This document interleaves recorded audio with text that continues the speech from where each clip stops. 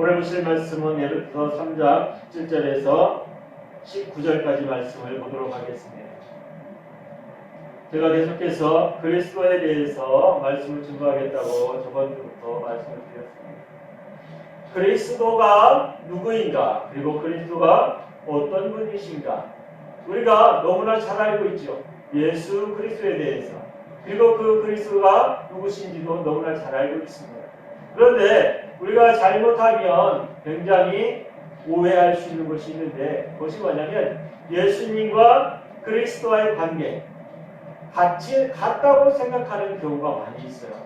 그런데 우리가 성경을 자세히 보면 그것이 다르다는 것을 알 수 있습니다.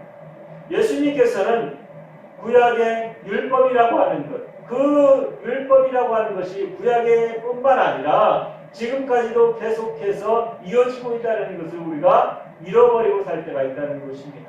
왜 그런가? 그것은 바로 예수 그리스도를 인정하지 아니하는 사람들은 어때요? 율법이라고 하는 것이 계속해서 존재하는 거예요. 우리가 성경에서 말하고 있는 것, 그리고 또 우리가 예수 그리스도를 믿는다고 하는 사람들, 그 사람들은 다 하나같이 무엇을 받은 사람이에요? 예수님의 십자가 보혈의 증거를 가진 사람들입니다. 그런데 그 사람들이 행해야 될 일은 뭐예요? 그리스도께서 행하시는 일을 내가 받아들이는 거예요. 예수 그리스도께서 무엇을? 계명을, 10계명을, 우리의 구약에 나와 있는 계명을 다 이루셨기 때문에 그것을 쫓는 것이 아니라 그 이후의 것을 쫓는 사람들이 바로 그리스도인이라고 하는 것입니다. 교회에 다닌다고 하는 것, 내가 그리스도인이라고 하는 것, 그것은 바로 십자가에서 벗어난 사람들이라고 하는 고백이에요. 그럼에도 불구하고 우리는 무엇을 쫓고 있어요? 십자가를 쫓고 있어요. 십자가라고 하는 것은 구약에 있는 말하자면 율법이라고 하는 것을 우리가 아직도 그것을 쫓아가고 있다는 거예요. 사랑하는 성도 여러분, 우리는 이야기할 때, 예배드리거나 아니면 말씀을 들을 때, 성경을 읽을 때 어떻게 이야기해요? 그 율법에서 이제 벗어났다고 이야기하는데, 교회에 오기만 하면 무엇을 얘기합니까? 율법에 대해서 얘기해요. 내가 하나님에 대해서 이야기하고 있고 하나님께서 하시고자 하는 일을 이야기하는 것이 아니라, 앞으로 나아가서 일어날 일을 이야기하는 것이 아니라 다시 돌아가서 무엇을 얘기해요? 율법을 이야기하고 있다는 거예요. 사랑하는 성도 여러분, 교회에 나와서 해야 될 일, 그리고 또 교회의 머리 대신 그리스도를 쫓아야 하는 일, 그것은 뭐냐면 바로 누구를 쫓아간다? 그리스도를 쫓아가는 일이에요. 그 그리스도를 쫓아가는 일은, 그것은 우리의 마음부터 정리해야 된다고 성경은 말하고 있어요. 오늘 본문 말씀에서 우리가 알아야 될 것은 17절과 18절, 19절에 보면 자세하게 나와 있습니다.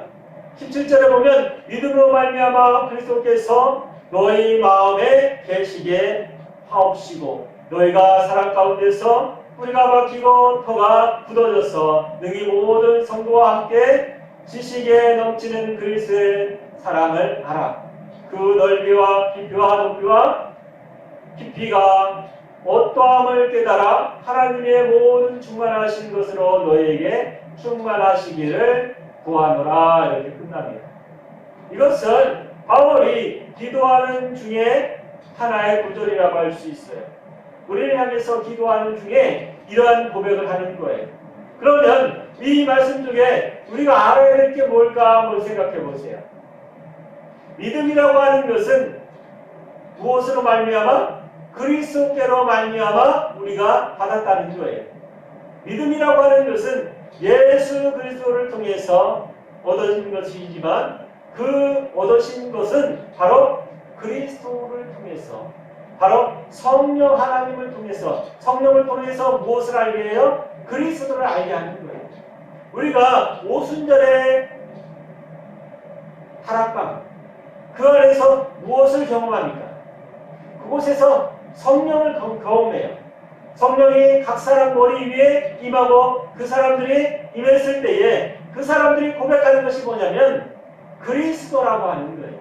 성령님께서 우리가 동학 선생으로 있을 때는 그것을 알지 못했어요. 왜? 그리스도를 찾지 못했기 때문에, 그리스도를 알지 못했기 때문에. 그런데 그리스도를 알게 하는 것은 바로 성령 하나님이 함께 하심으로 인해서, 내 안에 성령님이 채워짐으로 인해서 무엇을 알게 돼요? 그리스도라고 하는 걸 알게 돼요. 그러면 그리스도는 무엇인가 우리가 알아야 합니다. 그리스도는 우리를 살게 하는 영이에요. 말하자면 살리시는 하나님이라고 할 수 있습니다. 우리는 지금까지 무엇을 쫓았어요? 예수님을 쫓았어요. 그렇다고 해서 그것이 잘못된 것이 아니에요. 예수님은 무엇을 향해서? 우리의 죄악을 용서하는 그 길까지 우리의 길을 인도하셨어요. 예수 그리스도를 믿는 사람들, 우리는 교회라고 하는 곳에 모여있고 우리는 무엇을 인정합니까? 예수 그리스도께서 나를 구원하신 것을 인정해요. 그것을 부인하는 사람은 교회에 오지 않습니다. 잘 생각해 보세요. 내 옆에 있는 사람이나 아니면 내가 알고 있는 사람들, 그 사람들에게 교회에 나오는 이유가 뭐예요? 구원받기 위해서. 구원이라고 하는 것은 어디까지가 구원인가를 우리가 알아야 된다는 것입니다. 그러면 구원이라고 하는 것은 어디까지 구원일까 한번 생각해 보세요. 오늘 이곳에서 말씀하고 있는 것은 그 높이와 깊이, 그것이 충만하기를 원한다고 바울은 이야기하고 있습니다. 그러면 그 충만한 것이 어디까지를 이야기하는 건가 한번 생각해 보세요. 우리가 이곳에서 충만하다고 하는 것, 그것은 어디까지 이야기하는 거냐면 마태복음 5장 48절에 보면 하늘에 계신 너희 아버지의 온전하심과 같이 너희도 온전하기를 원한다. 그것은 뭐냐면 하나님의 성품을 닮아가서 하나님의 성품을 내가 어떻게 가지길 원한다. 너희들이 하나님의 성품으로 자라나길 원한다. 하나님의 성품을 가지길 원한다고 말씀을 드립니다. 바울도 마찬가지로 로마서의 도의와 비슷한 말을 했어요. 그것처럼 우리가 예수 그리스도를 믿는 것은 그냥 구원을 받는 것뿐만 아니라 어디까지? 하나님이 우리를 사랑하셨던 우리도 그 사랑을 가지고 하나님의 성품을 이루어 나가는 거예요. 그것이 바로 성화라고 하는 것입니다. 우리에게 있어서 믿음은 그냥 십자가에서 받은 그 구원의 믿음이 아니라 그 구원의 믿음은 어떻게 해요? 자라나야 된다는 거예요. 점점 더 커져서 어디까지? 하나님의 성품을 닮아가는 그 자리까지, 하나님의 성품을 내가 가지는 그 순간까지 자라나야 된다고 성경은 말씀하고 있어요. 바울은 이곳에서 똑같이 이야기하고 있습니다. 서신서의 많은 부분들이 이야기하면서 예수 그리스도를 이야기해요. 그러면서 교회의 머리는 그리스도라고 이야기하는 것입니다. 그리스도는 우리가 알고 있는 것, 어떻게 알고 있습니까? 그리스도를 우리는 예수님이라고 착각하는 경우가 있어요. 우리가 그리스도를 예수라고 착각하는 가장 큰 이유는 우리가 그렇게 들었고 그렇게 배웠기 때문이에요. 어려서부터 그렇게 들었어요. 예수님이 그리스도고 그리스도가 예수님이다. 그런데 성경을 자세히 보면 성경에는 여러 단계로 나누어서 이야기하고 있습니다. 성경에 구약에 나와 있는 백성들에 대해서 그리고 왕족들, 시족들을 어떻게 나누냐면 42단계, 말하자면 이게 좀 어려워질 수 있는데 그 단계를 나누어서 몇 대에 뭐 있고 누가 나오고 몇 대에 누가 나오고 몇 대에 누가 나오고 몇 대에 누가 나오고 그런 것들이 쫙 나열되어 있어요. 그런데 그 중에 42대와 43대의 간격이 예수님으로 끝나는데 예수 그리스도로 끝나게 되면 42단계에서 말하자면 42번, 43번이 되어야 되는데 42번에서 끝나게 돼요. 그런데 그곳에 그리스도를 집어넣게 되면 이어지게 된다는 것입니다. 저도 이것에 대해서 계속해서 지금 성경을 보고 있는데 제가 확실해지면 이것에 대해서 다시 한번 말씀을 증거하도록 하겠습니다. 사랑하는 성도 여러분, 우리에게 있어서 예수 그리스도는 그냥 예수님과 같은 분이 아니에요. 예수님은 어디까지 일을 하시는 분이냐? 그러면 율법을 완성하는 것까지 하시는 분이에요. 율법을 완성하신 분. 그리고 또 그 이후에 하시는 분은 그리스도라고 말씀하고 있는 것입니다. 그러면서 성경에서 이야기하는 것, 크고 비밀한 것이 뭐냐? 그리스도를 아는 거예요. 그리스도를 아는 거예요. 그리스도가 곧 하나님이시고 예수 그리스도 또한 여호와라고 해서 하나님이라고 합니다. 사랑하는 성도 여러분, 이 모든 일들은 다 누가 하시는 일이에요? 하나님께서 하시는 일이에요. 하나님께서. 그래서 성부, 성자, 성령이 하나인 것이 하나님께서 주관적으로 하시는 일이라는 거예요.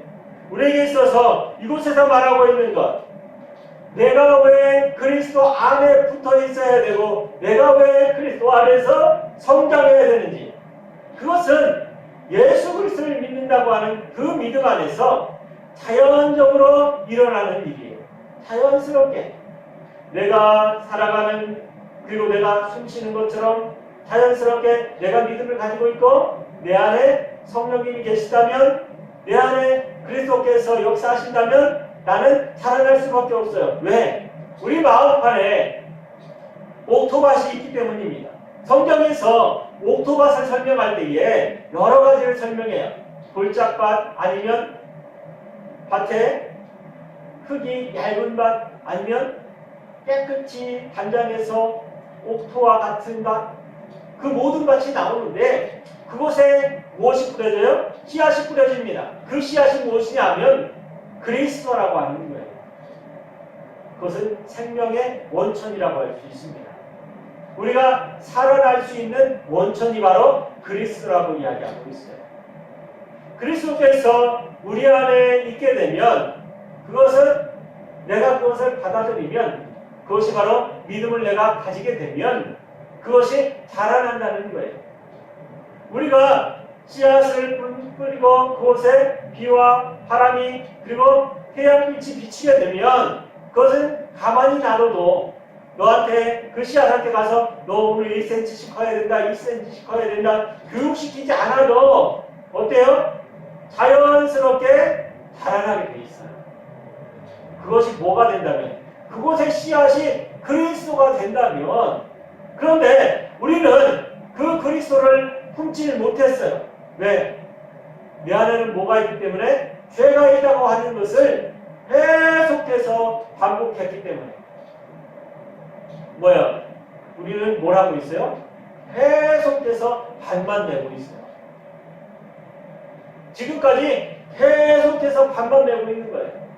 왜? 예수 그리스도로 인해서 우리가 뭐지 됐어요? 밭이 되었어요. 깨끗한 밭이 되었어요. 그런데 이걸 오늘도 밭을 메고 씨를 뿌리지 않고, 오늘도 밭 메고 또 한 주간 지나고 또 와서 또 밭 메고 또 와서 또 밭 메고, 씨를 뿌려야 하는데 씨를 뿌리지 못하니까 믿음이 어때요? 자라날 수 있어요? 그것에 열매를 맺을 수 있나요? 아니요. 성경에 보면 그 씨를 뿌리지 아니한 곳, 청소한 곳에서 어떻게 됩니까? 그 밭에 귀신 하나 들린 사람을 쫓아냈더니 그 밭이 정리되었어요. 그리고 또 그곳에 씨를 뿌리지 않았더니 무슨 일이 나왔습니까? 7 귀신이 그에게 들어왔다고 이야기하고 있어요. 사랑하는 성도 여러분, 우리에게 있어서 믿음은 내가 무엇을 품고 있느냐, 내 가슴 속에, 내 마음 속에, 내 마음밭에 무엇의 씨앗을 뿌렸느냐, 그것에 따라서 전혀 다른 삶을 살게 된다는 것입니다. 그리고 또한 열매 또한 마찬가지예요. 내가 무엇을 심었느냐에 따라서 열매는 가지각색으로 맺힐 수밖에 없어요. 사랑하는 성도 여러분, 제가 항상 말씀드리지 않습니까? 사람이 무언가를 하기 위해서, 내가 믿음 생활을 하기 위해서, 그 믿음 생활을 지키기 위해서는 그 목표를 정해놓고 그 목표를 향해서 살아가야 된다고 말씀을 드렸어요. 왜? 내가 그것을 향해서 살아가야 하기 때문에, 내 안에 뭐가 있기 때문에 예수 그리스도의 씨앗, 그리스도의 씨앗이 내 안에 있기 때문에 그것이 자라나게 하기 위해서는 그 일로 향해서 계속해서 달려가는 거예요. 그렇다고 해서 세상을 벗어나서 살 수가 없어요. 우리는 세상을 살아가지만 무엇을 향해서 살아가요? 예수 그리스도의 나라를 향해서, 예수 그리스도의 일을 향해서 살아가는 거예요. 우리에게 있어서 가장 중요한 것은 하나님 안에서, 그리스도 안에서, 그리고 성령 안에서 하나 되는 것입니다. 그것은 뭐냐면 하나님의 품성을 닮아가는 거예요. 그리스도의 품성을 닮아가는 것입니다. 바울은 이곳에서 이야기할 때에 어디까지 너희가 성장해야 되느냐? 그리스도와 같이 성장해야 된다고 이야기하고 있어요.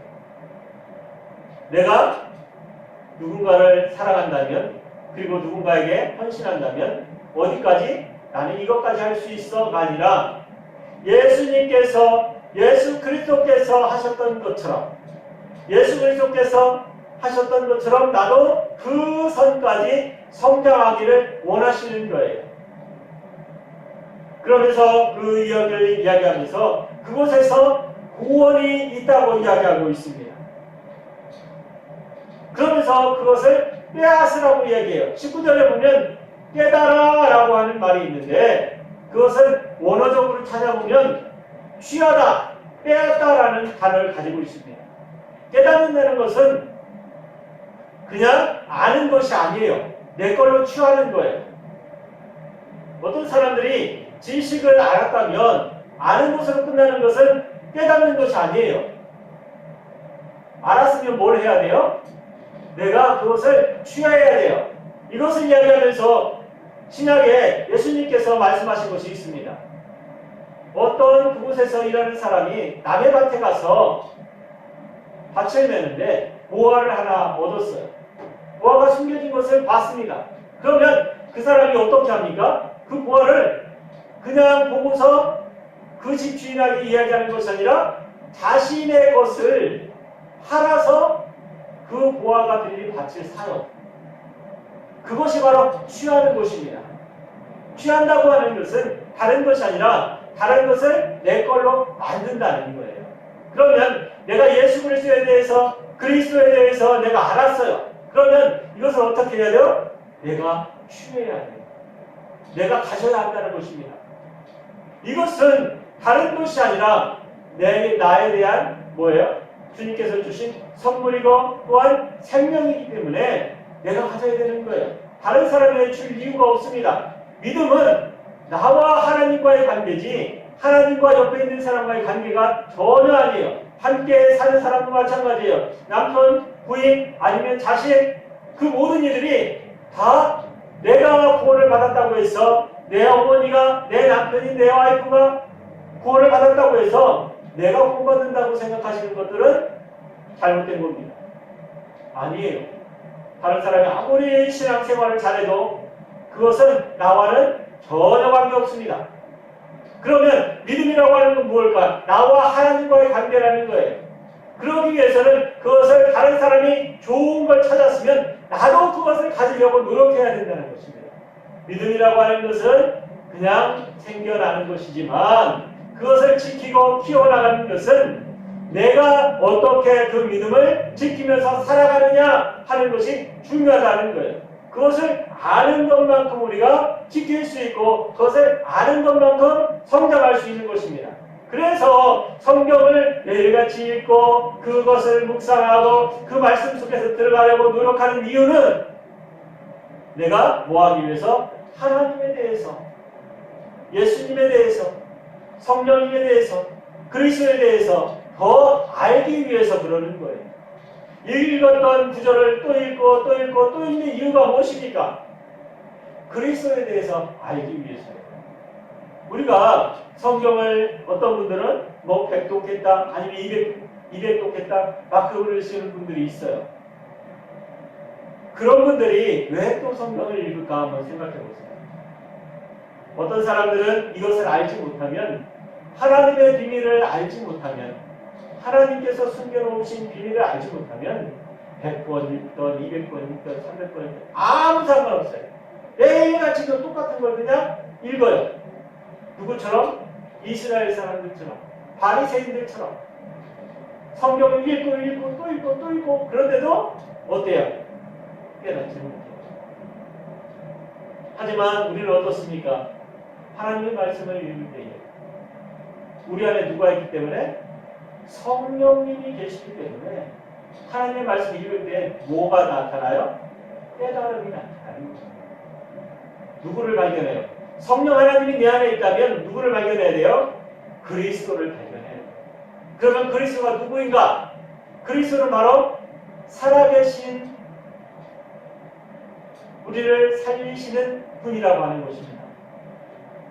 우리가 성경과 그리고 교회에 다니는 이유, 그리고 또 예수 그리스도를 믿는 이유가 뭐예요? 구원이라고 하는 것입니다. 다시 살아나는 것. 그리고 또 성경에서 말씀하시기를 믿음이 있는 자, 그리고 또 예수 그리스도를 믿는 자 어때요? 죽음을 보지 아니할 것을 이야기하고 있어요. 예수님께서도 말씀을 하셨습니다. 죽을지라도 그 사람이 죽은 것이 아니고 그리고 또 살아서 믿는 자는 영원히 살 것이라고 말씀하고 있습니다. 그것은 뭐냐면 그냥 말로만 하는 것이 아니에요.